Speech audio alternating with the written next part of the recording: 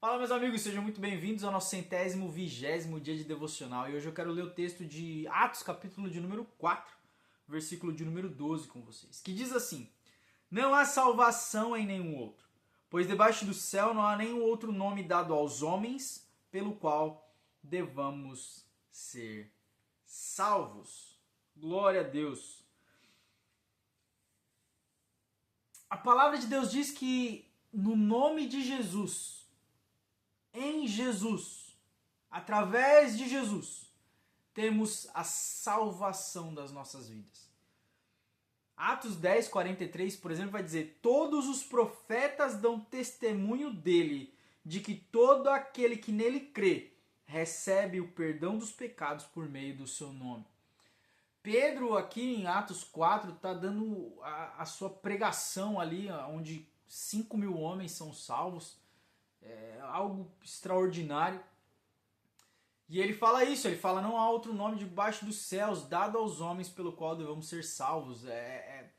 O nome de Jesus, o nome poderoso, o nome que tem todo o poder, tem toda a autoridade. A palavra de Deus diz que a Jesus foi dada a autoridade nos céus, na terra e debaixo da terra. Ao nome de Jesus, a palavra diz que todo joelho se dobrará e toda língua confessará que Ele é Senhor. A palavra diz que o nome de Jesus tem poder.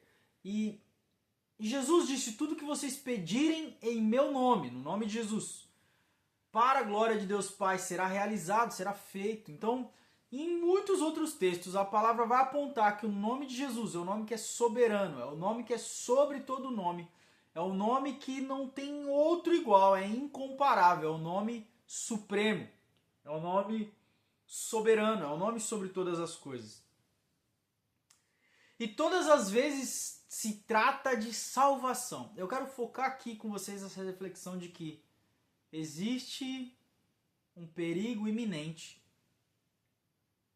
de que o ser humano ele está indo em direção a um lugar eterno de sofrimento.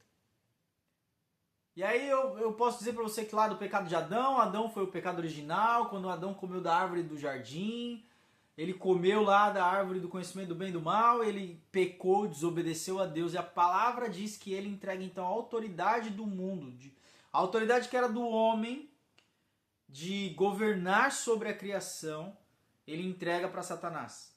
Pela desobediência, ele entrega a criação ao caos. E insere, através da sua vida e da sua esposa Eva, através dessa família, que é a primeira família da humanidade, eles inserem a morte e o pecado original em toda a sua descendência e, obviamente, em toda a humanidade. E essa morte espiritual é o que a Bíblia chama de viver uma vida em nossos pecados. A palavra diz: quando estávamos mortos em nossos pecados e delitos. Então, essa morte não é uma morte física. Quando Deus disse para Adão: se você comer do fruto da árvore do bem e do mal, do conhecimento do bem e do mal, você vai morrer. Não era uma morte física, mas era uma morte espiritual, era uma separação de Deus.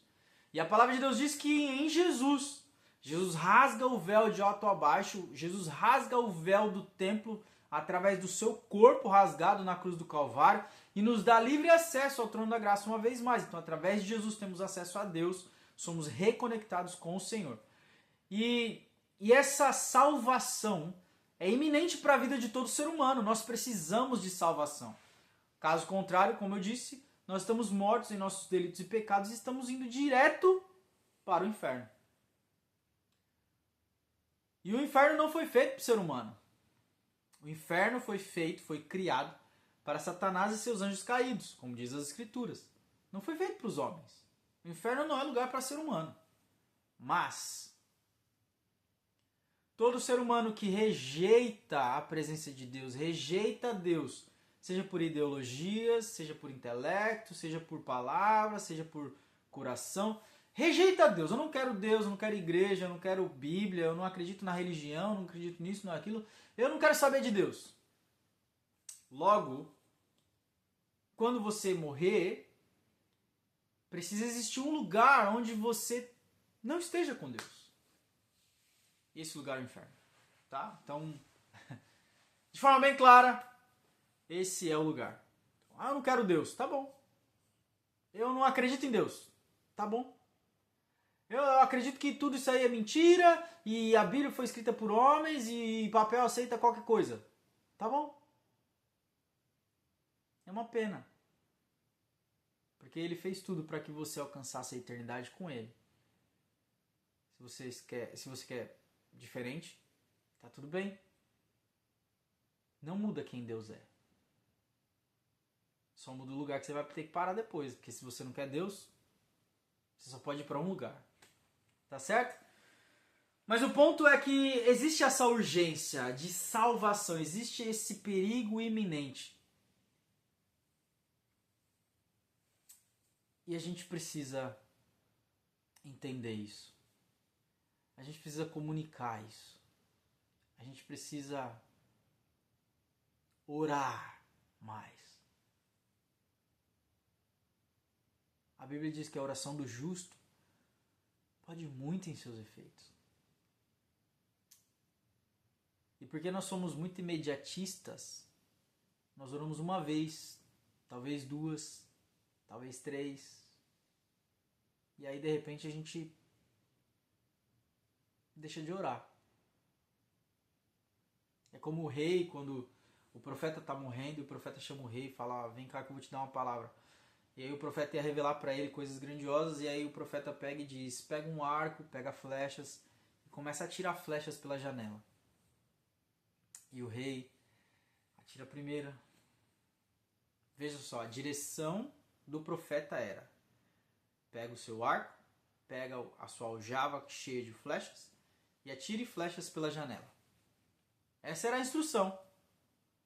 E o rei atira a primeira, atira a segunda, atira a terceira e para.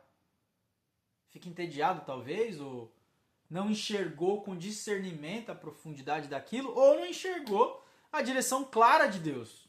Atire flechas pela janela. E aí ele para, e o profeta pergunta, por que você parou de atirar flechas? Aí ele diz,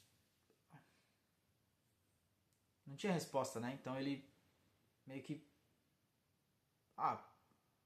porque eu parei. E o profeta diz, se você tivesse atirado 5, 6 flechas, se você não tivesse parado de atirar flechas, Deus tiraria do seu meio e da sua frente todos os seus inimigos. Você venceria todas as batalhas e viveria em paz. Mas porque você só atirou 3 flechas, você vai vencer seus inimigos durante 3 vezes e depois não mais. Daniel, quando estava orando, quando ele teve uma revelação, ele ficou orando e jejuando por 21 dias. Chorando, sem comer nada. Um jejum profundo de angústia e de oração. Quando o anjo chega para ele, o anjo diz, desde o primeiro dia que você começou a orar, eu ouvi a sua oração e fui enviado para te trazer a revelação do seu sonho. Mas o príncipe da Pérsia, o principado da Pérsia, me impediu. E ele não queria me deixar passar dele. Ou seja, estava acontecendo uma guerra espiritual desde o início da oração de Daniel. Mas ele não parou de orar. Ele continuou orando. Ele continuou intercedendo. Ele continuou clamando. Ele continuou se consagrando. E a batalha continuou para que o anjo entregasse a mensagem para ele. Até que então o arcanjo Miguel teve que intervir na luta, porque era hierarquias, e ali ele pôde liberar ali o anjo para entregar a mensagem para Daniel. Então, existe uma guerra espiritual, existe uma urgência mundial e física, existe uma sombra sobre o mundo hoje. O que nós saímos para trabalhar, não sabemos se nós voltamos. E existem as armas que o Senhor deu para a sua igreja. E a oração é uma das mais poderosas. Então, se você quer salvar a sua família e salvar a sua própria vida, Jesus é a resposta. Esse é o nome sobre todo o nome. Esse é o nome que tem poder e autoridade. Então é nesse nome que você deve orar sobre a sua família e seus amigos.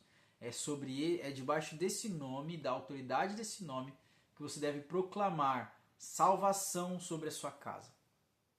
E eu tenho certeza que se você não desistir, se você não cessar, se você manter o seu testemunho de vida, a intimidade com Deus e a oração profética, você vai experimentar os seus milagres. Você vai ver salvação na sua casa. Porque essa foi a palavra dos apóstolos para aquele guarda que estava lá cuidando da cela. E ele pergunta, o que eu faço para herdar a salvação? O que eu faço? E a resposta foi simples. Crê no Senhor Jesus e será salvo tu e a tua casa. Crê no Senhor Jesus. Vença essa urgência. Seja um soldado, seja uma guerreira diante dos céus. Para a glória do Senhor. E você verá sim salvação por onde você andar. Amém? Reflete sobre isso. Deus te abençoe e até amanhã.